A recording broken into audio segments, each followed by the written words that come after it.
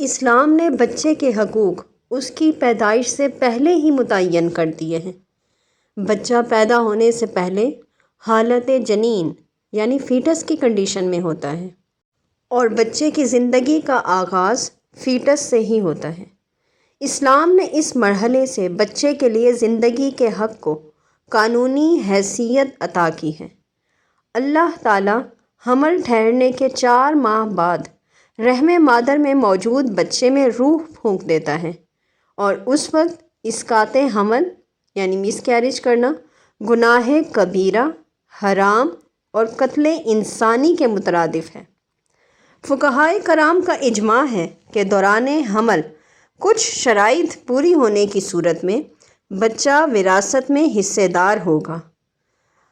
پہلی یہ کہ ترکہ چھوڑنے والے کی موت کے وقت بچہ ماں کے پیٹ میں موجود ہو تو وہ میت کی وراثت میں سے حصہ پائے گا، اور دوسرا وضع حمل کے وقت زندہ ہو، کیونکہ وارث کا زندہ ہونا شرط ہے۔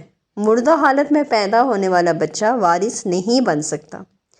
قرآن پاک کی سورہ نساء کی آیت نمبر 11 میں اللہ رب العزت نے ارشاد فرمایا، یوصیکم اللہ فی اولادکم، اللہ تمہیں تمہاری اولاد کی وراثت کے بارے میں حکم دیتا ہے۔ ابن ماجہ السنن کتاب الفرائض میں حضرت ابو ہریرہ رضی اللہ تعالی عنہ سے روایت ہے کہ حضور نبی کریم صلی اللہ علیہ وآلہ وسلم نے ارشاد فرمایا، جب بچہ چیخے گا تو اس کی نماز بھی پڑھی جائے گی اور وہ وارث بھی ہوگا۔ اس بارے میں امام سرخسی المبسوط میں لکھتے ہیں کہ جان لو کہ حمل بھی دیگر تمام ورثاء کی طرح ہے۔ جب اس کا علم ہو جائے کہ وہ مورث کی موت کے وقت زندہ تھا اور زندہ پیدا ہوا تو وہ وارث ہوگا، یعنی پیدا ہونے والا بچہ بھی اولاد کے زمرے میں آنے کی وجہ سے میت کا وارث ٹھہرے گا اور ترکے میں سے حصہ پائے گا۔ اسی طرح فیٹس کے حقوق میں سے ایک حق وصیت بھی ہے۔ فقہا کا اجماع ہے کہ جنین اگر زندہ پیدا ہو تو اس کے لیے وصیت کیے جانے کا حق درست ہوگا، لیکن اس شرط کے ساتھ کہ وصیت کیے جانے کے وقت وہ ماں کے پیٹ میں موجود ہو۔ مثلاً کسی شخص نے یوں کہا کہ اس عورت کے پیٹ میں اس وقت جو بچہ ہے میں اس کے لیے اس مکان کی وصیت کرتا ہوں، لہٰذا اگر اس عورت نے مردہ بچے کو جنم دیا تو اب وہ مردہ بچہ اس وصیت کا مستحق نہیں ہوگا۔ اسی طرح امام ابن قدامہ لکھتے ہیں کہ وصیت حمل کے لیے درست ہوتی ہے۔ اگر بچہ مردہ حالت میں پیدا ہو تو اس کے حق میں کی گئی وصیت باطل ہوگی۔ اسی طرح حق وراثت اور وصیت کی طرح فقہائے کرام نے موجود اور بعد میں پیدا ہونے والی اولاد کا حق وقف بھی جائز قرار دیا ہے۔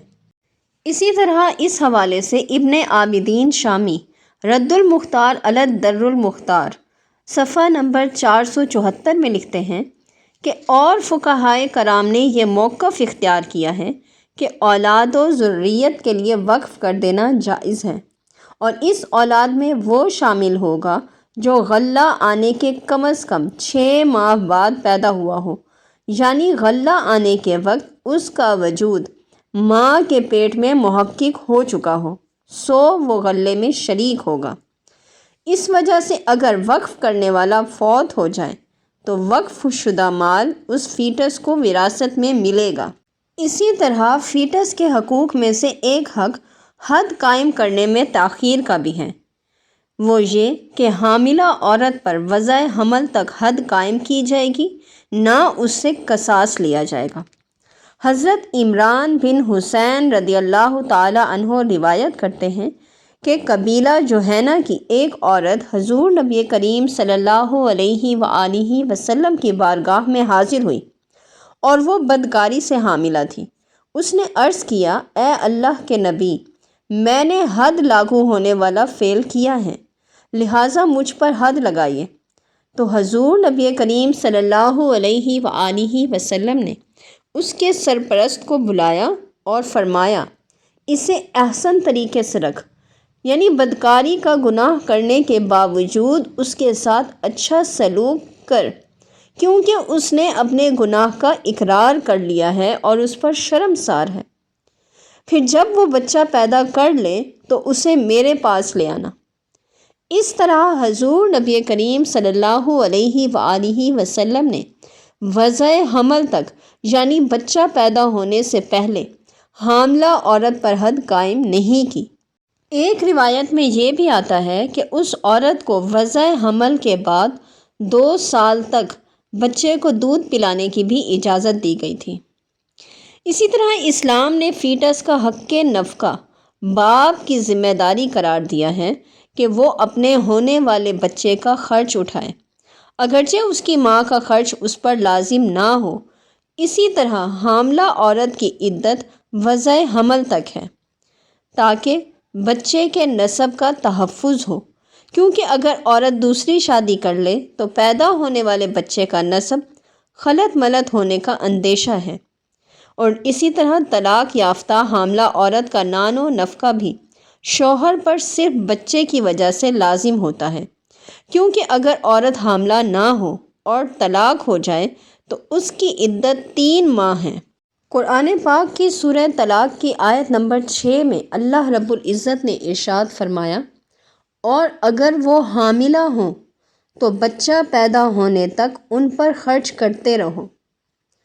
اسی طرح اس فیٹس کی طرف سے صدقہ فطر ادا کرنا یہ بھی مستحب ہے، جبکہ امام احمد بن حنبل رحمۃ اللہ علیہ سے منسوب ایک قول کے مطابق صدقہ فطر ادا کرنا واجب ہے کہ نومولود اور دیگر اولادوں کی طرح فیٹس کی طرف سے بھی صدقہ فطر ادا کیا جائے۔ اس بارے میں امام ابن قدامہ رحمۃ اللہ علیہ نے لکھا ہے کہ امام احمد سے روایت ایک قول کے مطابق جنین کی طرف سے بھی صدقہ فطر ادا کرنا واجب ہے۔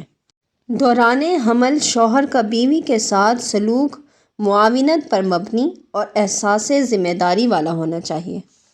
بیوی کا باقاعدہ طبی معائنہ اور علاج کروانا اس کے فرائض میں شامل ہے، کیونکہ پیدا ہونے والے بچے کے تحفظ کی ذمہ داری ماں کے ساتھ ساتھ والد یعنی شوہر پر بھی برابر عائد ہوتی ہے، جیسا کہ سورہ طلاق کی آیت نمبر 6 میں بھی اللہ رب العزت کے اس فرمان عالی شان سے ایمبریو کی حفاظت کا ثبوت ہے، اور بیوی کا طبی معائنہ اور علاج کروانے کا مقصد بھی بچے کی حفاظت ہے۔